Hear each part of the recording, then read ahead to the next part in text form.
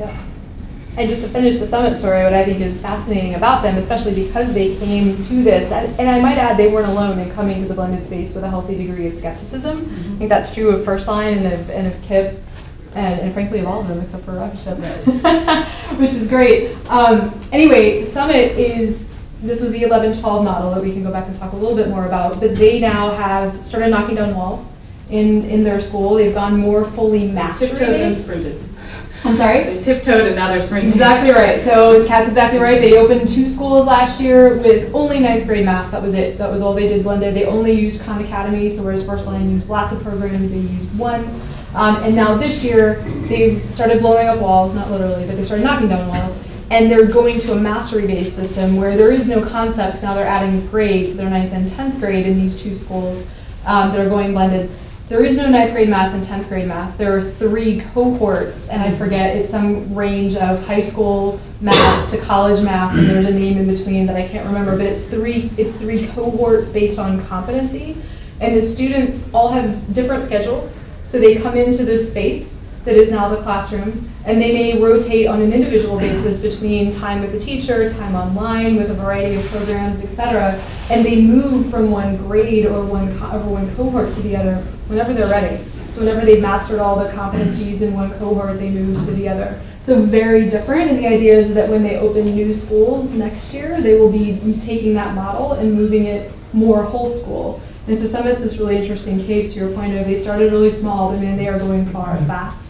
And changing away from just this notion, and I don't mean just in a bad way, but a notion of blended learning that's within a very traditional school day to completely breaking the paradigm of this notion of seat time and of grade-based and what traditional schools look like and things like that, and totally reimagining how a high school will work, and that's where they're headed.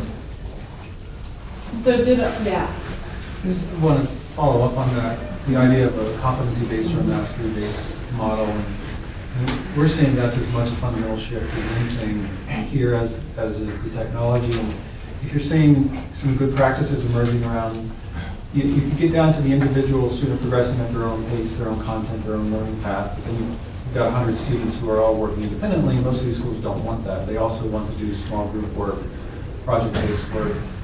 So to coordinate across modalities, how are schools managing kind of individual self-paced work with small group work and keeping that aligned from a curriculum perspective? And the data that they're using to do that. So, God. I mean, it's interesting you say they don't want that, these schools don't want that. A flex model. No, but I think it's a phenomenal point, because I think we all think and we feel, and schools may say they don't want that, because they don't have the data that would empower the data and the training and the operational support of the day that would empower them and support them to be able to, if I need to individualize instruction to every single one of you, I mean, I could do it if I had the time, the training, and the data to do that. And it's money. And money. Well, but in my opinion, you've got revenue from the state, so you've got to figure out how to operate a business within that. I mean, that's another thing, and then get equitable funding, but I'll stop in politics, I'm not allowed to go there. But I think that, we need to really understand that think about you running your business. If you want to create a new product or you want to change a product or something like that, it's easier not to if you don't have the technology and the information to do it. But if you have it, then you're inspired to do it, right? Like you want to do it. But what needs to change are the way that your teachers are trained, the way that you run your day, maybe the physical space, depending on the size of students. But you likely would do that, or you'd be excited to do that, and there will likely be groupings. It's not like every single one of you needs to have this different thing. But you have to have the data and the information in a consumable way, and then the teacher has to be supported and trained for it to be actionable. So I think that's likely. I haven't been in the seat as a school operator for a little while, but I think that's likely how they would answer. They'd be happy to do that. They just need the data and the information and the support to be able to do it. Yes. If you could comment a bit about, in your case studies, the lack of geographical diversity, California and Louisiana. Mm-hmm. And the fact that there were no public schools with elected boards in the study. Yep. just kind of think about that, would you? You know rural schools that really could use that online learning point. Right. No, those are all fair questions. So I'll actually start with a rural school because it's the highest level answer. And that is, so the foundation itself, the Michael and Susan Dell Foundation, focuses on urban areas. And that's just so everything, so when we think about investments, generally speaking, we're looking to make that match from a mission perspective. Having said that, I totally understand your point, which is that there is, I think, a wide degree of applicability for blended and online models in rural settings. And I think we're going to hear more about that, especially with the current race to the top district winners. So if you look at the 16 districts that just won federal funding from the US DOE for Race to the Top, a fair number of them involved rural schools. And so I'm excited to see over time what that learning looks like, because I think that is a great point. So in other words, for us, it was for no other reason in this case than that we focus on urban areas by mission. To your other 2 points about why we didn't look at traditional district schools, or why we didn't have traditional district schools, and why we didn't have, I forgot the second. Geographic, I'm sorry.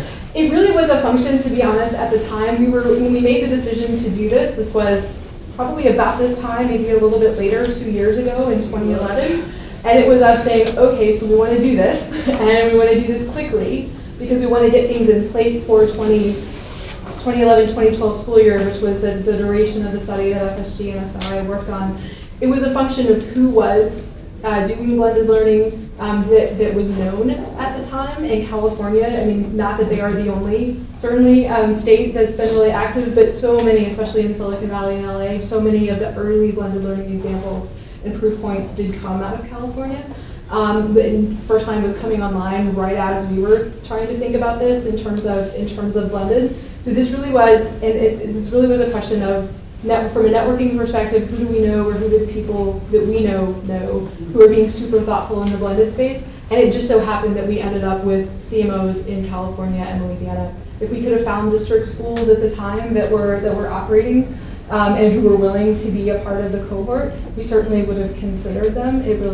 And so there's no scientific reason. It's just logistics. I would flip that back to anyone who's in a place in this room to want to do that and support that in a school system of elected board members and or a traditional public district school. Because what we do this, we invest in a variety of areas of the foundation, one of which is portfolio school districts.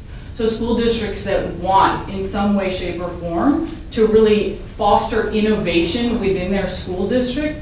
But we all know, to foster innovation and provide autonomy, which is what some of this is, provide the principals with autonomy to do some of this in return for accountability, that's a big paradigm shift from where a lot of the school districts and board members are right now.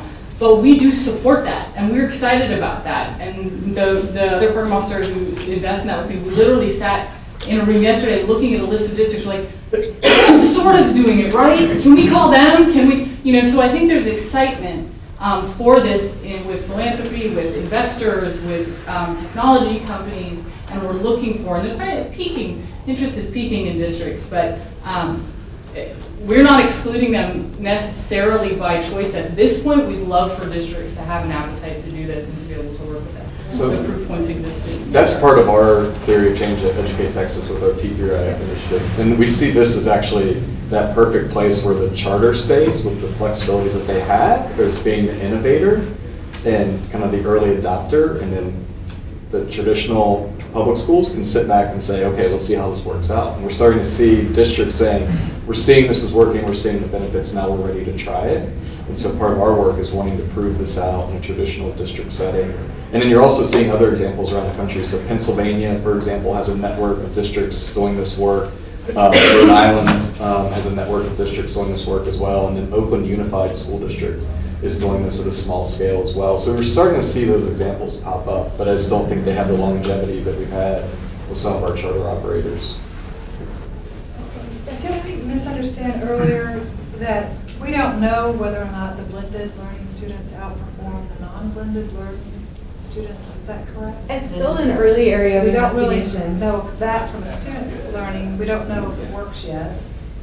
So is the motivation, and it's back to your first question, So is the motivation more economic for these students to pursue a blended learning because you don't have to have a certified teacher?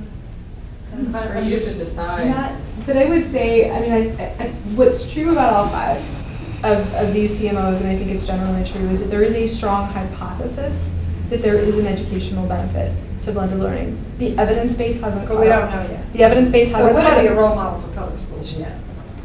Well, I think it depends on what you, and how you I'm just feel. wondering. Right, and I think it depends on how you feel about innovation, right? In other words, I think that there is a role to be played for school models, whether they're charters or district schools, to go in and say, we're going to try X, Y, and Z. And to Kat's point about continuous improvement, we're going to follow it, and we're going to see what the data tells us over time. If this is a good model and it's doing great things for kids, then we should scale it. If it's not, then like anything else, we should stop and fix it or stop and do something else. And I think that's very much where the space is right now. Is I think all of these operators are interested in the question of, is this doing good things for my kids over time?